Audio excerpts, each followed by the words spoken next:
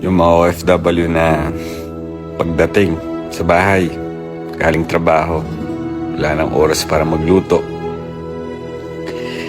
Dinadaan na lang sa pahinga. Minsan, kape na lang. Kaya, tinapay.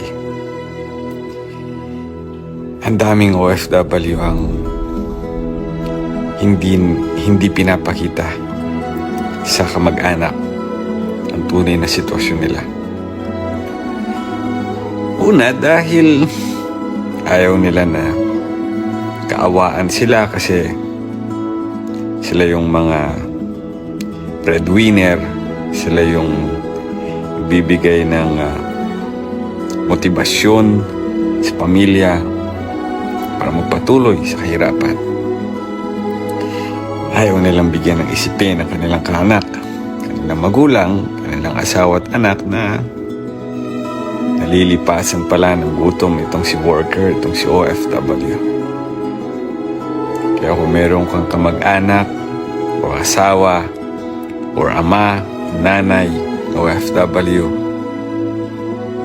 kamustahin mo kung kumain na siya. 100%, hindi pa.